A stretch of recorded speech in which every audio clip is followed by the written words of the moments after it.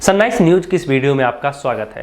राष्ट्रीय राजधानी दिल्ली में आज यानी रविवार को भी प्रदूषण से राहत नहीं मिली है। दिवाली के 3 दिन बाद भी दिल्ली के आसमान में पोल्यूशन की चादर धुंध से छाई हुई है।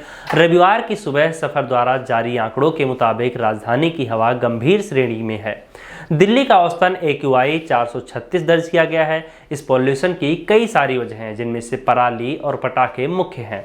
जहां एक ओर इस समय पड़ोसी राज्य के किसान खेतों में पराली जला रहे होते हैं, तो वहीं दूसरी ओर पटाखों के जहरीले धुएं दोनों ही दिल्ली की हवा को जहरीली बना देते हैं। अब ऐसे में 2 सवाल हैं। पहला, अगर किसान पराली न जलाए तो उसका समाधान क्या है? और दूसरा, तुलसी बाबा के जमाने तक तो पटाखे बनते नहीं थे, तो फिर लोगों के दिमाग में कैसे आया कि दिवाली पर पटाखे फोड़ने चाहिए? तो हम आपको आज बताएंगे इन सवालों का जवाब क्या है। बात करें अगर पराली की, तो पराली जलाने के मसले पर पंजाब, हरियाणा और पश्चिमी यूपी के किसान एक बार फिर दिल्ली वालों के निशाने पर हैं।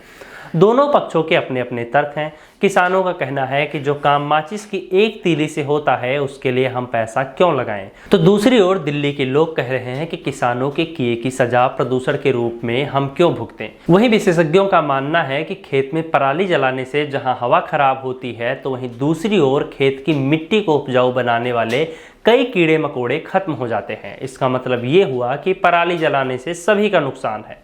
हाँ, किसानों की मेहनत थोड़ी कम जरूर हो जाती है, जबकि केंद्र, दिल्ली, हरियाणा और पंजाब की सरकारें भी इस मसले पर ब्लेम गेम खेल रही हैं, जो कि अक्सर होता रहता है। पिछले कई साल से इस बात पर बहस हो रही है कि जलाए बिना पराली को कैसे नष्ट किया जाए। बता दें कि स्ट्रा बेलर मशीन की मदद से पराली की गट्ठर या बेल बनाकर इसका इस्तेमाल सूक्ष्म, लघु और मध्यम वर्ग के उद्यमों में किया जा सकता है, लेकिन यह सब जमीन पर नहीं उतर रहा है। किसानों का कहना है कि धान की फसल पर पहले ही बहुत अधिक खर्च आता है। अगर पराली से निपटने के लिए मशीनों का इंतजाम भी कर लिया जाए, तो प्रति एकड़ 5 से 6 हज़ार रुपये का खर्च आता है। वो कौन वहन करेगा? किसानों की मजबूरी ये है कि अगली फसल की तैयारी के लिए समय कम होता है, तो वहीं दूसरी तरफ पराली को इकट्ठा करने में लगने वाला खर्च उठाने में किसान सक्षम नहीं है।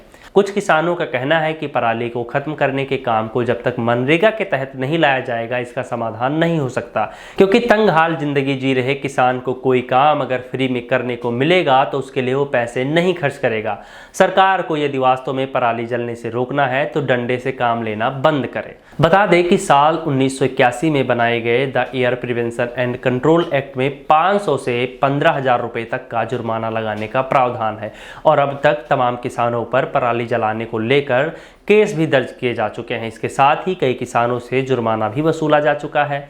ये तो बात हो गई पराली की। अब अगर बात करें कि भारत में दीपावली पर आतिशबाजी या पटाखे फोड़ने का चलन कितना पुराना है और इसका इतिहास क्या है, तो इसके कई सारे मिथ हैं। अभी तक इस बात का कोई प्रमाण नहीं है कि ये कब और कैसे शुरू हुआ।